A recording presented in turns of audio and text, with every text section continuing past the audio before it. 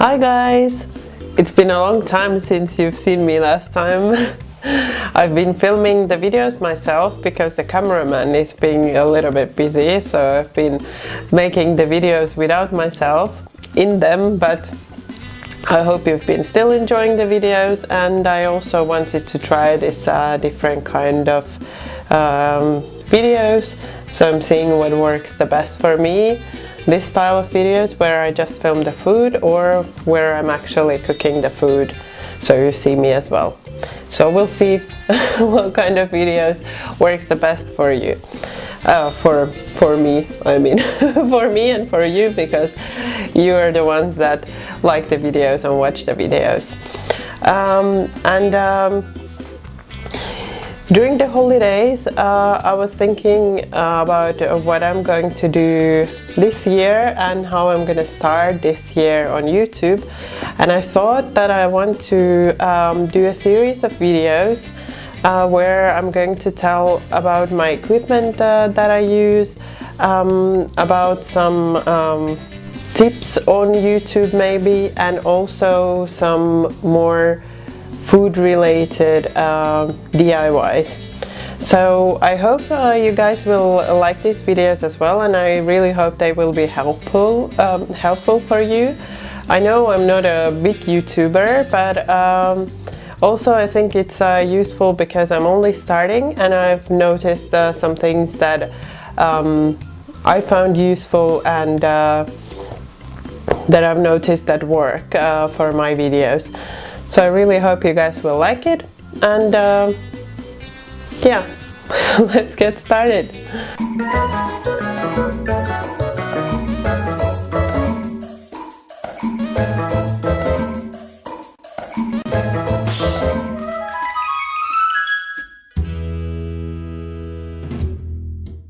When I decided to start my YouTube channel, I had already some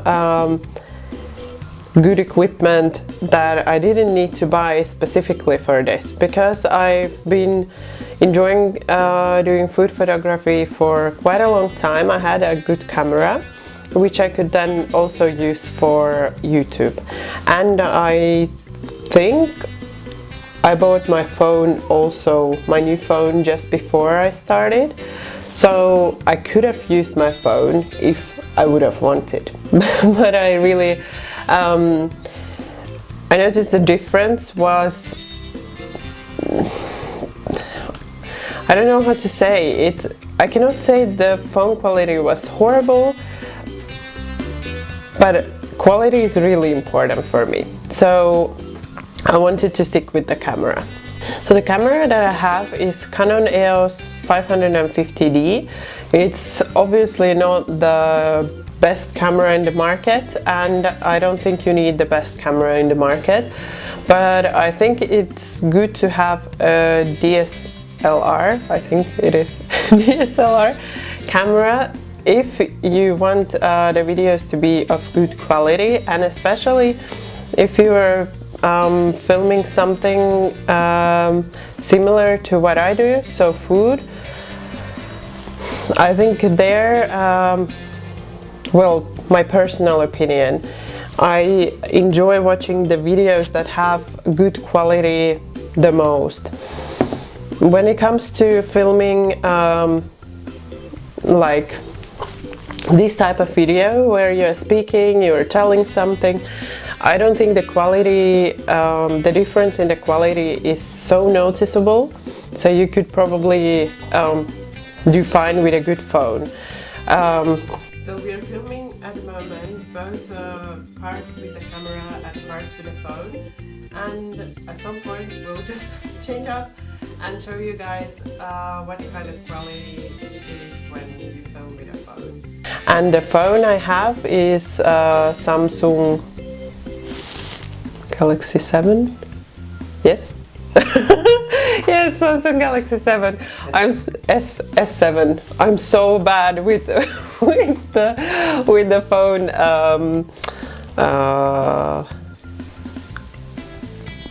What is it called? Basically, I'm bad at knowing what is the specific. What is the word? Whatever. So it's not, I mean, not Samsung S6, S8, but Samsung S7. I don't know what's the word for this, but whatever, you know what I mean. So when we started, we had the camera, we had the phone, and we thought, what else do we need? It's a good start. But first of all, what we noticed, this is like kind of camera extras to the camera. And I've been using my camera for a very long time. I've had it like for, I don't know, 6 years maybe, 5 or 6 years. And I've never noticed that I really need a second SD card, or that I need a second battery. But when we started filming, you cannot imagine how frustrating it can be when you just start filming and you realize, oh, the battery is empty. So what you need to do, you need to put the battery into the charger and you need to wait until it's charged, and only then you can start. Of course, you can just turn on your memory and try to remember charge the battery every time before you start filming. But then if you're filming for a couple of hours, the battery runs out and you're in the same situation.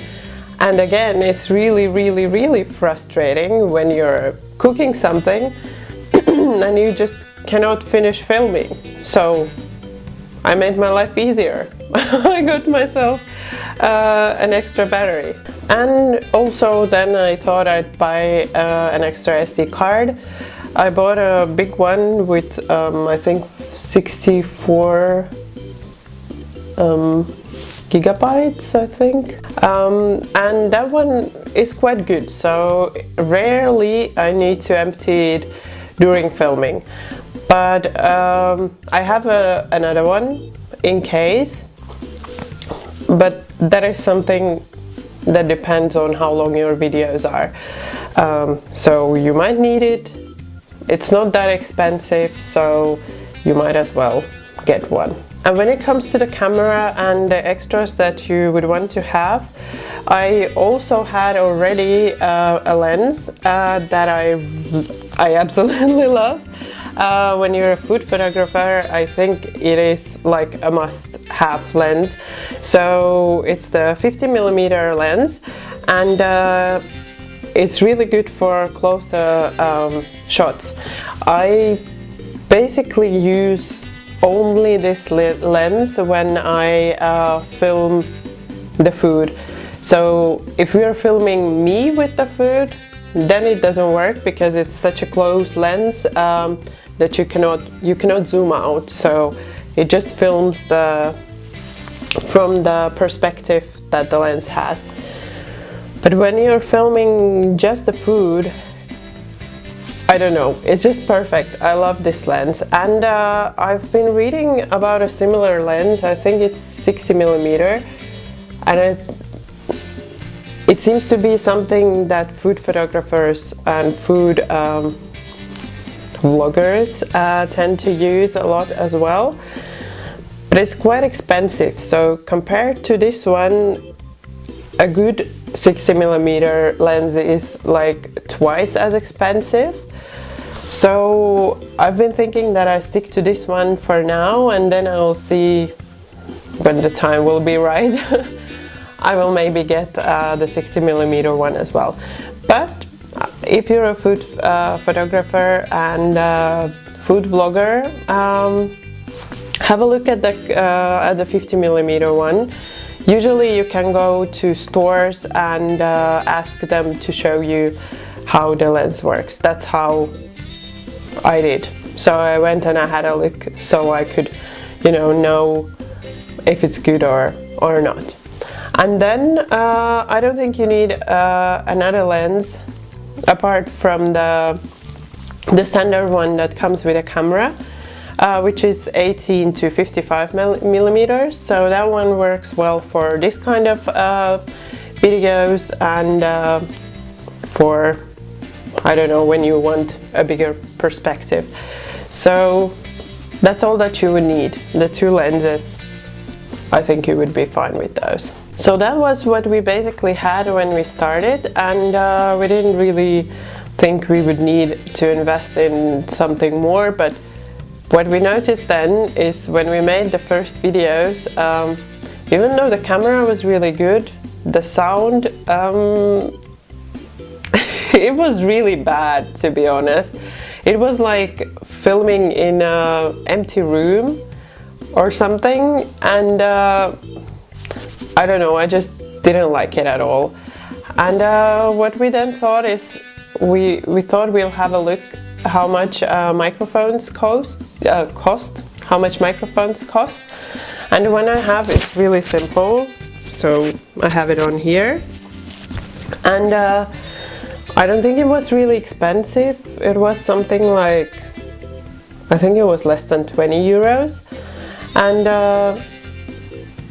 the sound was so much better after we started using the microphone that it's definitely something to invest in. It's such a small investment and it improves your video so much. So get a microphone or you will sound like this. And I mean, who would want to listen to something like this? Yeah, I don't like the sound when it's without the microphone. So plug it back in. Yeah, so that's again a personal opinion, but I don't like the videos that have really bad voice quality. And sometimes you just whack the volume up and you're thinking, what are they saying? You cannot really hear anything. And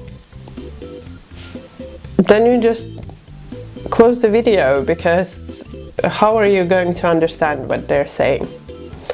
Small investment and definitely worth it.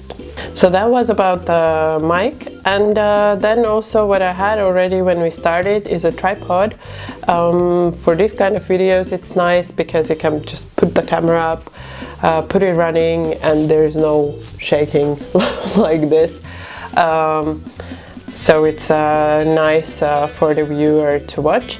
And also a tripod doesn't cost that much. I think I got mine, well, I got it on sale, I think, but it cost like 20 euros and it goes up to like almost, no, I think not almost, I think it's 1.5 meters. So you don't need more than that if you are not some crazy professional food photographer. Then maybe you want something more than that, but I think you can do well with a simple tripod. So the cameraman just corrected me. Actually, the tripod I have goes somewhere up to 170, 180 would be a rough guess. We'll have a look at what are the exact figures, and I will link everything in the description box so you guys can have a look and see the exact equipment that I'm using. So we were using this this tripod until like Christmas, when I got a Christmas gift, this little tripod. It's also for camera, so it's not for phone. And what this one is good for, and what that one can also do, but it's not perfect for, is when you want to make close shots. So for example, you want to film on your kitchen surface, so you have something boiling or you're cooking something on a table and you want to get a really close shot. The big one, you can place it on a table, but the legs are quite tall even when you put it at the smallest possible setting. So this one is good for that kind of moments when you want to just film something really close. That's when I use this one now. And also it makes it easier because I don't have to take the big one, make it smaller, then again put it back. So it's saving my time a little bit. I don't know how much this one cost, but I will link this one as well in the description box, if I'm going to be allowed to do that. I have to ask the cameraman. And after the tripods, we're going to move to the lights. So this is something I struggled with for a very long time, and I was sure I don't need any light set, that I can do without the light set. And to be honest, yes, we did quite well without it. But that being said, it did take quite a lot of nerve, if I can say like that. It did make it quite stressful, and it did require a lot of planning, and it also meant that sometimes the videos were not perfect. So when I started, it was late spring, and it was getting nice and bright, and the summer was coming, so there was a lot of light coming from outside. Like now there's light coming out from the window. But then again, sometimes the days were really dark and gray, and what you can do then? You just cannot film, or you have to film right where the light source is. So for me, that wasn't really perfect, because some of my videos are cooking, and I want to film them on my cooktop, which is close to the window, but it doesn't get any light from the window for some reason. Maybe because there are cupboards on top and so on, so there's a lot of things that block the light. So it wasn't really perfect, and I got really frustrated when I wanted to film something. I have planned it, I woke up in the morning and I'm like, yeah, I'm gonna film the video today. And it's grey and it's raining and there is no light, and what you can do? You can film it, of course, but then the quality suffers a lot, and for me the quality is one of the most important factors, so I just had to replan. What happened then is you start filming something and it takes longer. So you filmed half of it and then you notice, okay, it's already dark and you haven't filmed how the ready product looks. So what happens then? Half of your video is super nice, great quality, and half of it is like red, brown, and no one can see what exactly is on the video or how the cake looks, or I don't know. Well, I was really upset when I had to film in the evening. I knew I have to film it so I can get it ready, but it made me really upset.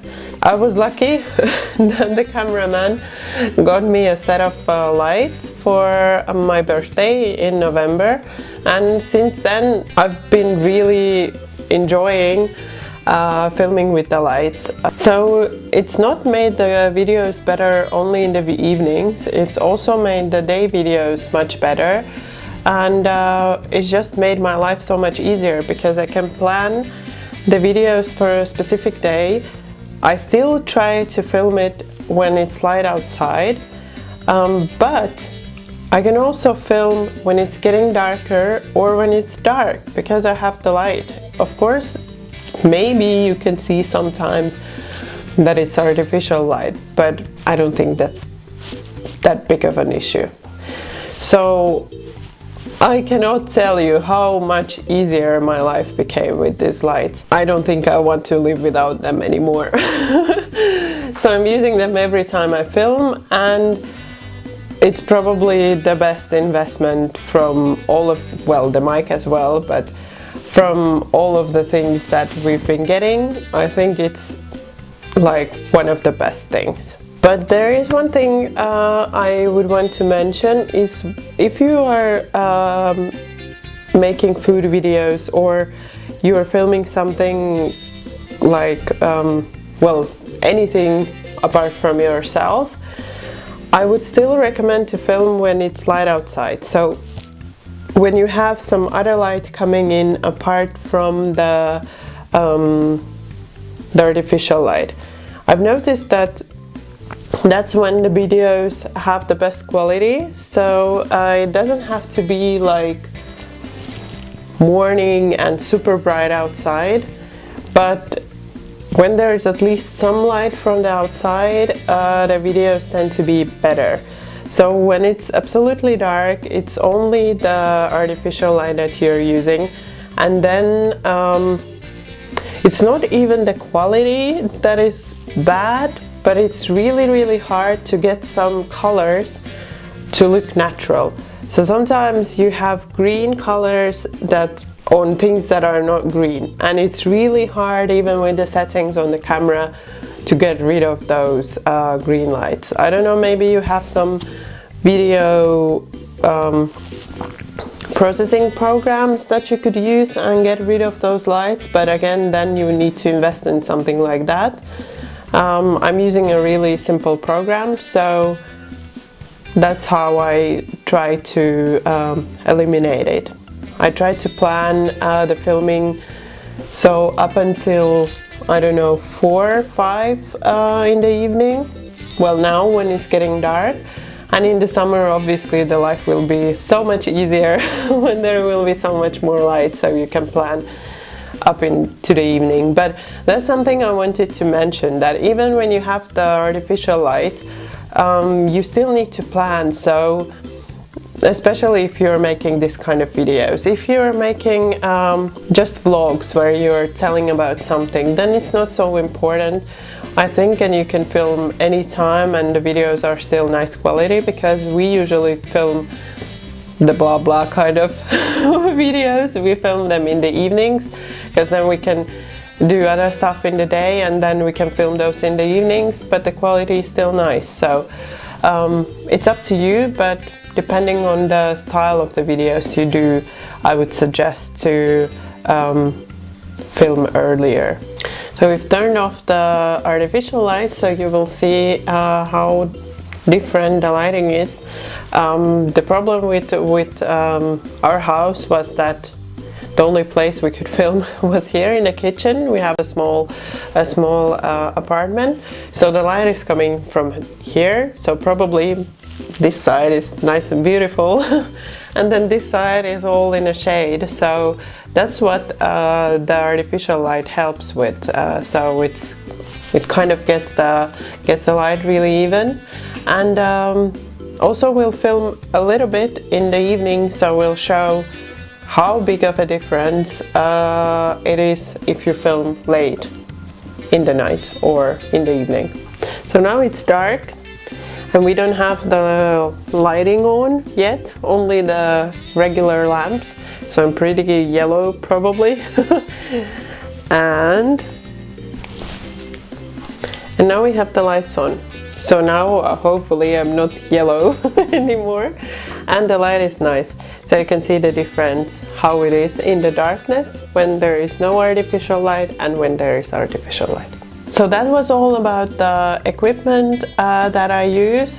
It's not that many, but I hope it's still helpful for you guys, and I hope you get some tips from there. If you have any questions about anything, about any of those, feel free to write me a comment and ask, and I'll be really happy to answer those for you. So I wanted to also show a sneak peek of what is coming. So I will also make a short video of the programs that I'm using to make my videos and to make my photos. So I'll film that and I'll add that after this video sometime, and also maybe I will include in that some YouTube tricks. I don't know if I can call them tricks. I think they're probably the things that are obvious, but for me, when I started, I didn't know all of that. I just started uploading videos and I didn't know about those things, and then at one point I started watching videos, reading, hearing stuff from my fellow YouTubers, and I learned so many things that you can do apart from the video to make your appearance and to make your video visibility better on YouTube. Someone is texting me. So I'm gonna tell about those as well. And for now, I'll just show you what I'm gonna show you. No, I wanted to say one more thing. I will also film another video about my kitchen equipment. So what I use in the kitchen, what I think about those things, and what of those things are useful for me. So again, maybe it will be useful for you guys as well. And finally, now the sneak peeks. So as a food blogger or as a foodie, there are a couple of things that I've been making lately, and because I don't want to spend too much money on them, I've been DIYing these things, and I thought I would share those things with you guys because I find these really helpful and great because you can save so much money, and maybe you guys will also like to get creative and do these things yourself. So the first thing is backdrops, especially those of you who make a food blog and those of you who make food photography probably heard about these, and I'm gonna show now. So this one, it's just a cardboard. Here you can see it's a big piece of cardboard, and I've put a paper over it. It's a little bit dirty because the moving house was on it and it's gingerbread, so there is a little bit of grease stains there, but I'm going to remove this paper and cover with another one. And what I think is great about this one is you can change it like how many times you want, and it costs so little for you, so you can make a new one out of it or reuse it, whatever you want, and it works really well. I've tried, I've made some photos with this one and I like it. Then the other type of backdrops that I will be showing are made on wood. So we were changing our kitchen surface and we made some smaller pieces of it, and then I decided to reuse it. But you can also use thinner pieces of wood. I don't know if you have something, you're throwing an old cupboard away or an old, I don't know, table. So you can use those things. If you're not going to sell them, you can use the wooden parts to reuse them for backdrops. So, whoa, these are quite heavy, but this one I made sort of like a wall look on this one. So just using some paint and some, I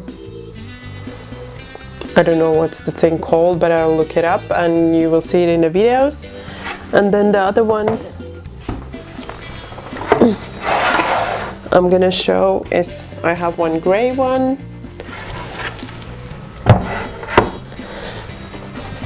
and my favorite one that I've been using so much that it's all dirty, the white one. So those were the backdrops, and I'll be showing you how you can make those. So I don't know when the video will be coming, but hopefully sometime soon. And you can do that at home with minimal equipment, but all that in the next video then. And then one more thing is a cake stand. I wasn't planning making this one, but I was asked to make a cake with cupcakes. So the person wanted the cake to be on top and then the cupcakes to be in the bottom, and I was researching and trying to find something on internet. I was trying to find a reasonably priced option and I couldn't find anything. I could find some that were like 20 euros and the reviews were so bad that, I mean, I didn't want to buy a product that has really bad reviews. So we sat down and we were thinking how we could make one of our own. And I mean, doesn't it look beautiful? I really like it. It has this, it's wooden, it has a nice look. I cannot promise that we will be making like 100% this kind of stand, But I want to make a stand with you guys that is like this one, 2-tier, and then I also want to make one that is just for a cake, so 1 tier, and maybe if I get really creative, I will show you how you can make temporary stands. So stands that you can use, for example, one time, and then you can use them for their normal use going further. So much secrets. I'm not gonna tell how it's made, so you can watch the video and you will find out in the video. So that was all. I hope you really liked it, and I hope you find things that I told useful. If you like this video, I would appreciate a thumbs up, and if you're not subscribed and you like this video and you want to hear more, hit that subscribe button or tap there or there, I don't know where it will be, and subscribe so you won't miss what's coming next. Thank you for watching my video. Bye bye until next time.